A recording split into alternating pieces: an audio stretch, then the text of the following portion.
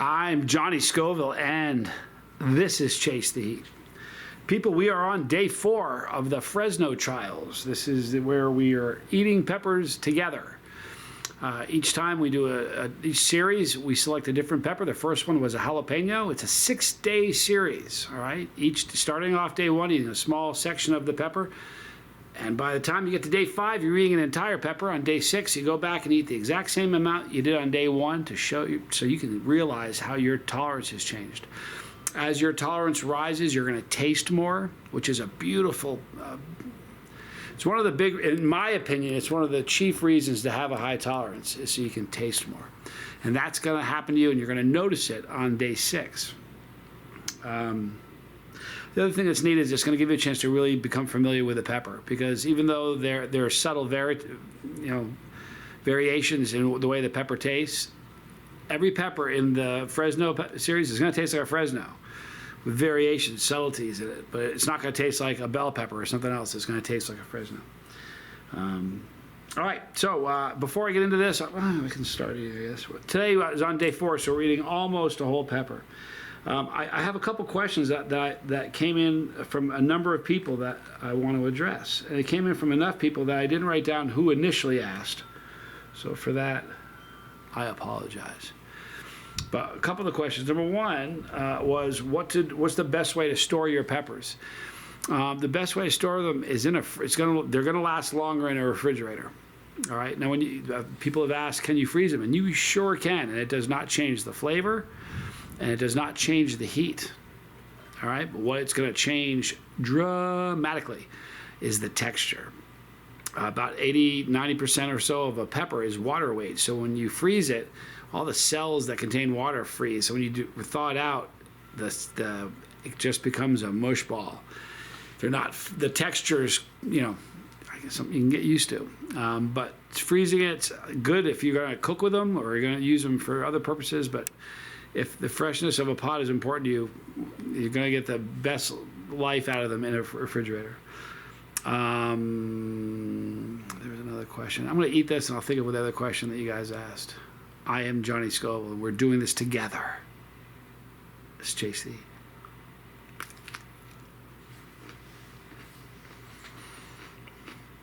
This one is a sweet one.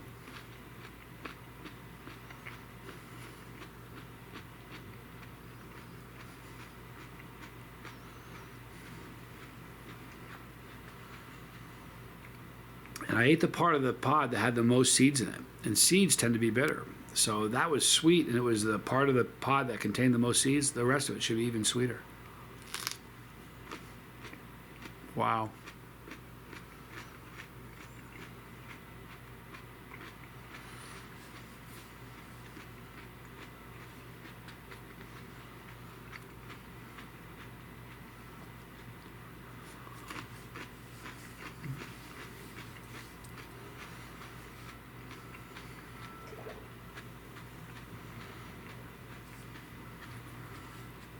Another person asked me if it was imperative that they write their notes down, or can they just kind of mentally be aware of it.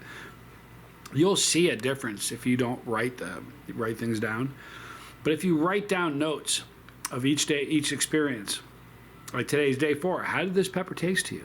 Where did it burn? Well, let me tell you about mine. Mine was really sweet.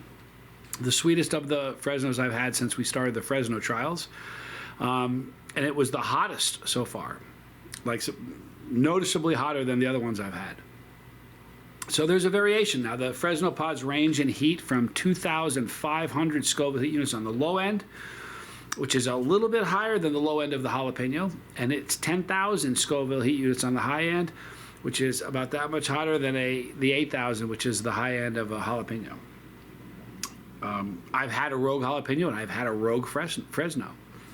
If you haven't heard the story, it's worth telling you again that we were filming Super Hots, and I was in California, and there was a big platter of peppers on the side, and a bunch of different camera people and executives from companies were all. It was a crazy day, and I was trying to be cool.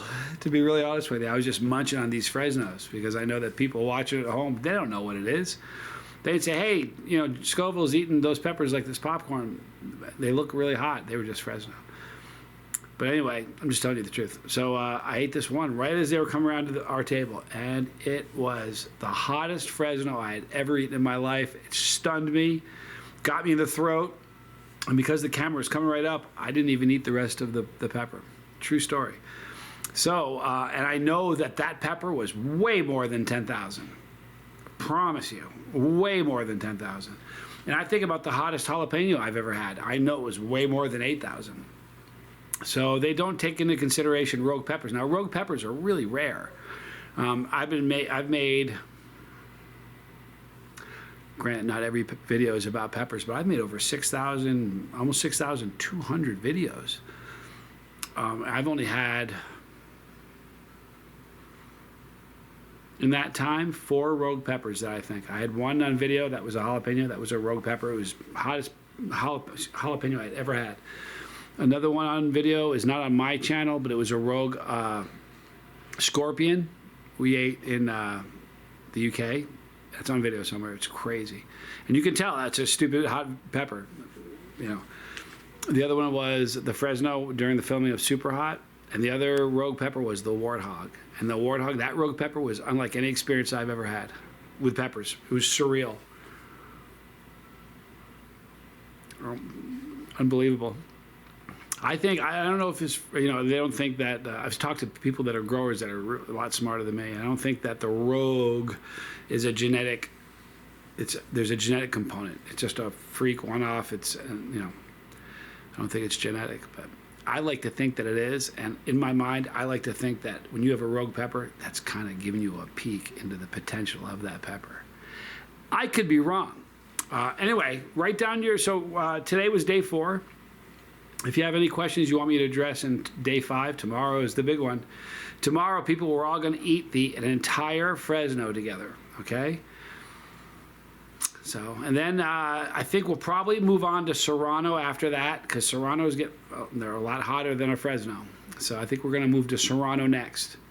If you have any other suggestions, you got to keep in mind, I want to do peppers that are mostly readily available in most most grocery stores. And Serranos typically are. Is there anything else I needed to tell you? There was something I was gonna. Man, see, this is why I should take notes. I don't remember what it was. Be kind. So listen, questions that you want addressed or in tomorrow's video, make sure you leave them in the comment section of this one. Thank you for eating Fresnos with me. We're climbing the ladder. In the description box, you're going to see a link for all the normal stuff. On the bottom, though, you're going to see links for 2 different channels. One is my son's channel, Johnny Scoville Jr., and one is the Lifeboat. The Lifeboat's a big deal. I'm sober, 5.5 years sober from alcohol, and like 14 or 15 years sober for all other hard drugs. And I'm telling you, the Lifeboat's instrumental. What you'll get there is support.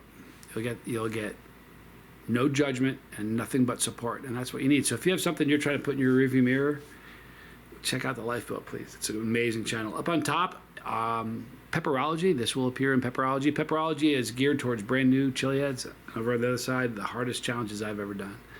I'm Johnny Scoville, and this was Chase the Heat.